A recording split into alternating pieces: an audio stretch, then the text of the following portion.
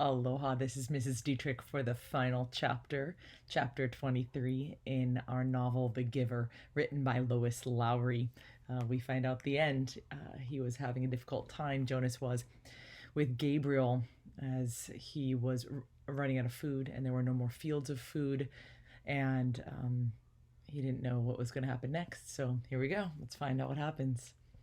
Jonas felt more and more certain that the destination lay ahead of him, very near now in the night that was approaching. None of his senses confirmed it.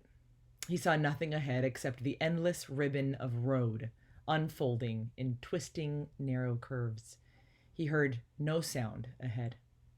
He felt it, felt that elsewhere was not far away.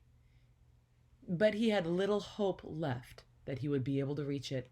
His hope diminished further when the sharp, cold air began to blur and thicken with swirling white.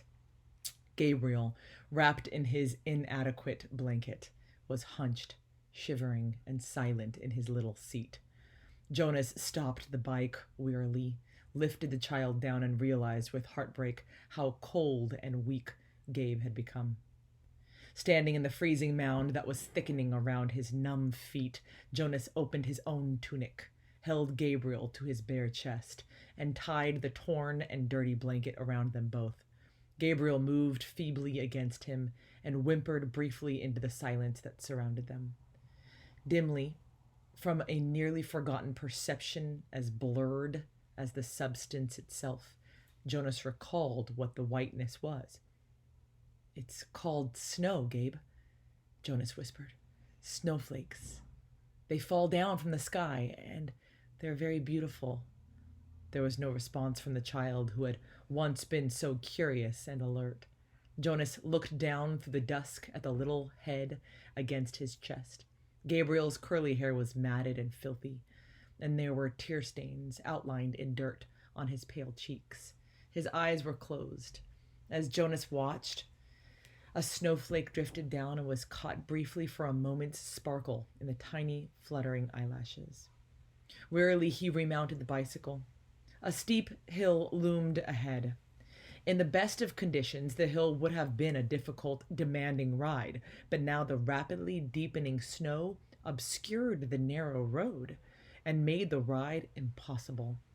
His front wheel moved forward imperceptibly, meaning he wasn't sure where it was going, as he pushed on the pedals with his numb, exhausted legs. But the bicycle stopped. It would not move. He got off and let it drop sideways into the snow. For a moment he thought how easy it would be to drop beside it himself, to let himself and Gabriel slide into the softness of snow, the darkness of night, the warm comfort of sleep. But he had come this far. He must try to go on.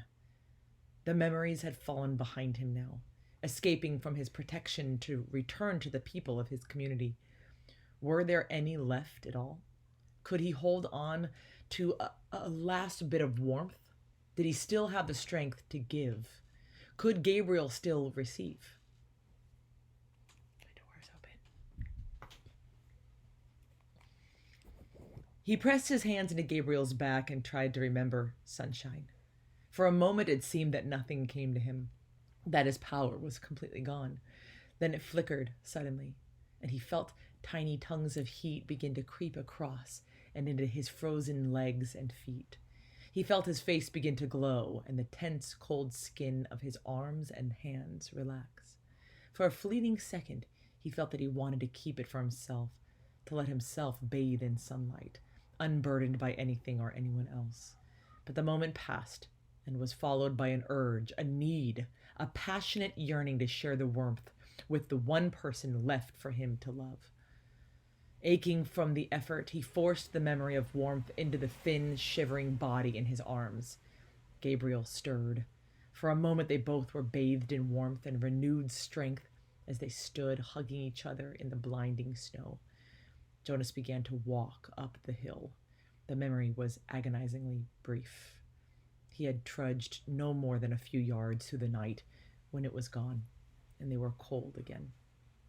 But his mind was alert now, warming himself ever so briefly, warming himself ever so briefly, had shaken away the lethargy and resignation and restored his will to survive. He began to walk faster on feet that he could no longer feel. But the hill was treacherously steep. He was impeded by the snow and his own lack of strength. He didn't make it very far before he stumbled and fell forward. On his knees, unable to rise, Jonas tried a second time. His consciousness grasped at a wisp of another warm memory and tried desperately to hold it there, to enlarge it and pass it into Gabriel. His spirits and strength lifted with the momentary warmth, and he stood. Again, Gabriel stirred against him as he began to climb. But the memory faded, leaving him colder than before. If only he had time to receive more warmth from the giver before he escaped. Maybe there would be more left for him now. But there was no purpose in if-onlys. His entire concentration now had to be on moving his feet, warming Gabriel and himself, and going forward. He climbed, stopped, and warmed them both briefly again with a tiny scrap of memory that seemed certainly to be all he had left. The top of the hill seemed so far away, and he did not know what lay beyond, but there was nothing left to do but continue. He trudged upward. As he approached the summit of the hill at last, something began to happen. He was not warmer. If anything, he felt more numb and more cold. He was not less exhausted. On the contrary, his steps were laden, and he could barely move his feet, freezing, tired legs. But he began, suddenly, to feel happy. He began to recall happy times. He remembered his parents and his sister. He remembered his friends, Asher and Fiona. He remembered the giver. Memories of joy flooded through him suddenly. He reached the place where the hill crested, and he could feel the ground under his snow-covered feet become level. It would not be uphill anymore. "We're almost there, Gabriel," he whispered, feeling quite certain without knowing why. "I remember this place, Gabe." And it was true. But it was not a grasping of a thin and burdensome recollection. This was different. This was something that he could keep. It was a memory of his own. He hugged Gabriel and rubbed him briskly, warming him to keep him alive. The wind was bitterly cold. The snow swirled, blurring his vision. But somewhere ahead, through the blinding storm, he knew there was warmth and light.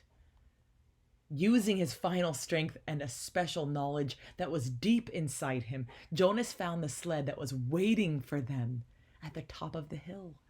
Numbly, his hands fumbled for the rope. He settled himself on the sled and hugged Gabe close. The hill was steep, the snow was powdery and soft, and he knew that this time there would be no ice, no fall, and no pain. Inside his freezing body, his heart surged with hope. They started down, and a motorcycle passes by. They started down.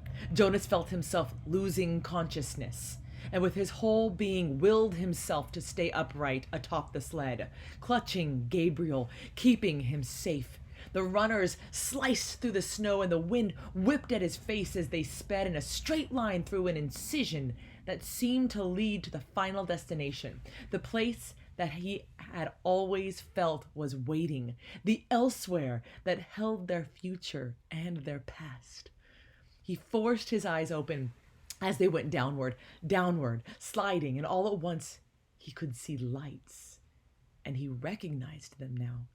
He knew they were shining through the windows of rooms, that they were red, blue, yellow lights that twinkled from trees in places where families created and kept memories, where they celebrated love. Downward, faster and faster. Suddenly he was aware with certainty and joy that below, ahead, they were waiting for him, and that they were waiting too for the baby.